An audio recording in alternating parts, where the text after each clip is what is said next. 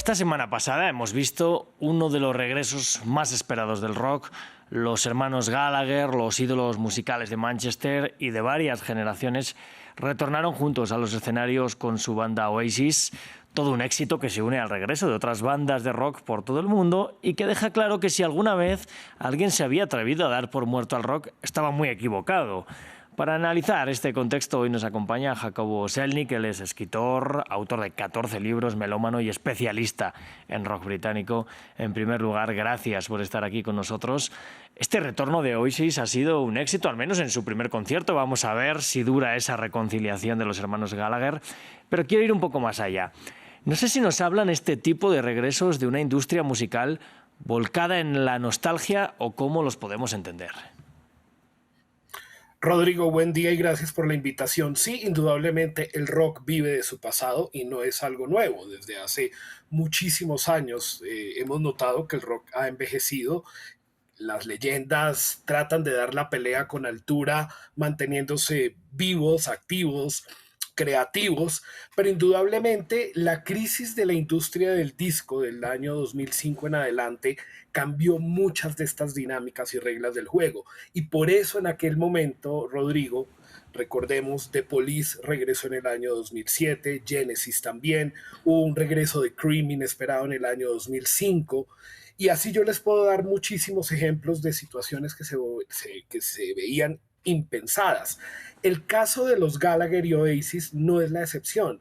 Y yo tengo una teoría que puedo estar equivocado, no ellos solo, ellos, los dos hermanos, son los únicos que tienen la respuesta real, pero el dinero lo puede todo. Acá hay un dinero muy importante que hizo posible esta reunión. De la misma manera que sucedió en el año 84 con Deep Purple, Polydor puso muchísima plata para que la alineación icónica de Deep Purple regresara con 2 álbumes de estudio en aquel momento, cuando las diferencias entre sus miembros, especialmente entre Ian Gillan y el guitarrista Ritchie Blackmore, eran irreconciliables. Entonces yo creo que el dinero lo puede todo y definitivamente, Rodrigo, el rock vive del pasado.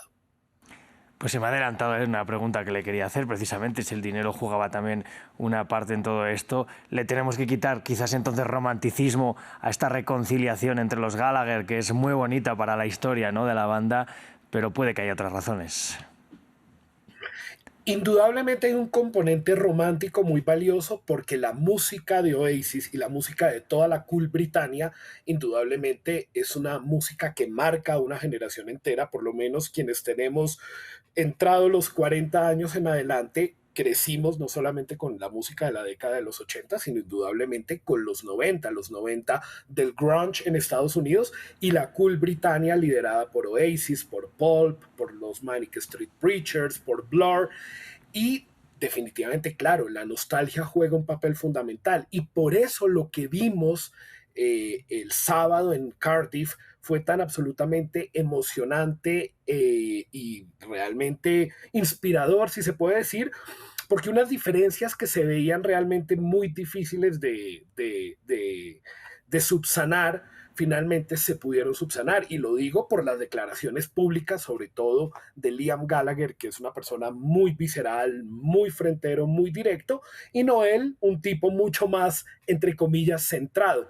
Finalmente, lo que decía antes Rodrigo, el dinero lo puede todo. Los artistas de esa generación, particularmente en este momento, sus mayores ingresos vienen de las presentaciones en vivo, no de los clics en Spotify, que indudablemente Claro. no le dan dinero, salvo algunos casos puntuales, y mucho menos por las ventas de discos, que si bien hay un repunte importante, lo que más dinero les genera a los artistas en este momento son las presentaciones en vivo. Basta con ver los precios de las boletas.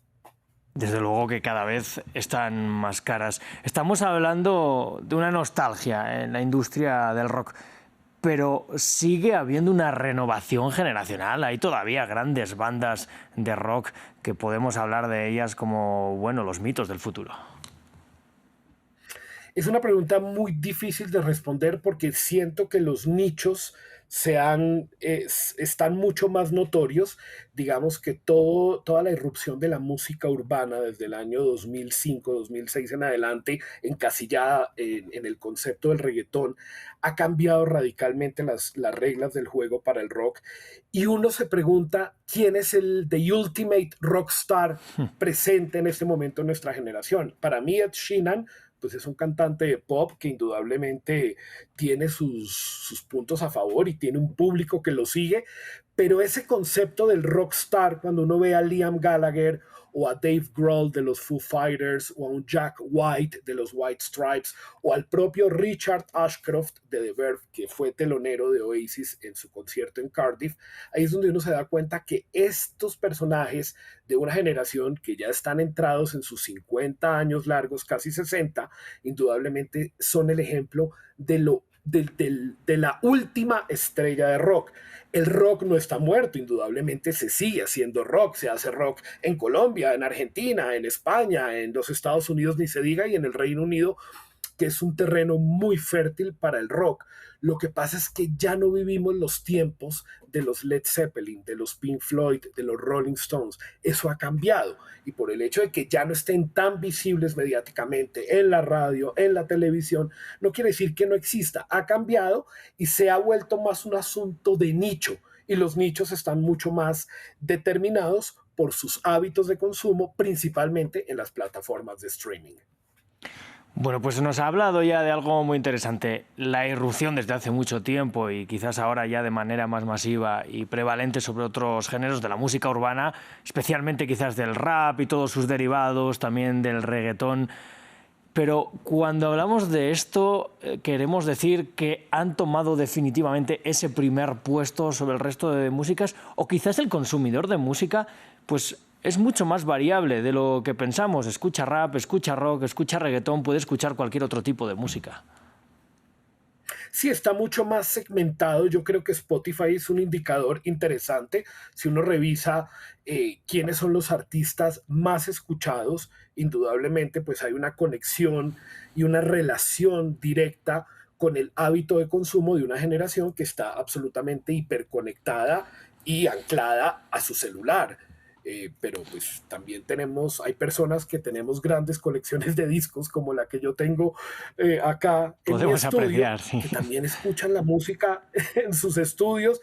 Es muy relativo, o sea, Spotify es uno de tantos indicadores, de la misma manera que lo son los UK charts, de la misma manera que lo son los listados de Billboard. Está mucho más segmentado y se hace más difícil de medir. Que Karol G sea absolutamente exitosa debe ser motivo de orgullo para sus seguidores, para los colombianos que les gusta ese tipo de música. Para mí, como melómano y coleccionista de rock británico, me emociona mucho más que regrese Oasis, que Richard Ashcroft esté por ahí de telonero de ellos, que King Crimson haya anunciado ayer que va a lanzar un nuevo disco en estudio, o que Pink Floyd haya lanzado finalmente el álbum Live at Pompeii en edición en físico cuando solo lo conocíamos en su versión cinematográfica. Eso para el seguidor del rock es absolutamente valioso. Y yo creo que en este punto, para gustos los colores, y está muy segmentado. Claro. Bueno, nos habla de Karol G, que es probablemente una de las mayores artistas del momento, que además mueve masas, no solo en Colombia o en América Latina, lo hemos visto también en España, quizás también porque hay un acercamiento cultural. Hoy se celebra también el Día de los Beatles, que en su momento fueron un fenómeno sin parangón. Le quiero preguntar, ¿es comparable ese fenómeno fan de aquel momento de los Beatles con lo que puede mover hoy Karol G, o son movimientos muy diferentes? Son similares y son diferentes. Son similares en la medida que hay una emoción del fan frente a una propuesta artística de un artista. Que un fan se emocione con lo que propone un artista, digamos, ahí yo veo las similitudes. Sin embargo, pues hay una distancia cualitativa en términos de calidad, de seriedad, de muchos componentes que obviamente establecen una brecha muy grande entre Karol G y los Beatles. No los puedo comparar musicalmente porque sería absolutamente absurdo, no puedo llegar a esos niveles y evidentemente es una cuestión de sentido común. Sin embargo, la emoción del fan respecto de la Beatlemanía que conquista el mercado de los Estados Unidos en el año 64, corresponde a los impulsos de una generación que necesitaba una voz. Era una manera de romper con ese pasado de la Segunda Guerra Mundial, de todo lo que había pasado en el mundo entre el 39 y el 45, los baby boomers, hay un renacer, digamos, cultural del mundo desde las artes, y eso, digamos, entre otras cuestiones, explica por qué esos fanáticos se desvivían por la música que proponían Ringo, John, Paul y George. Hoy en día esto es muy diferente, pero a mí me parece tan legítimo y tan genuino que una chica de 15, 16 años o menor se emocione al ver a los exponentes del género urbano con su propuesta artística. Es legítimo y válido. Pues Jacobo Selnick, ha sido un placer hablar con usted un poquito de rock, de música en general y disfrutar de esa vista que tiene también de esa colección ahí atrás envidiable para muchos. Muchas gracias por estar con nosotros. Gracias a ustedes por la invitación. Un saludo. Un saludo. Nosotros invitamos a nuestros espectadores que vayan brevemente a escuchar su canción favorita y después vuelvan con nosotros aquí en France 24, que tenemos mucha más información que contarles.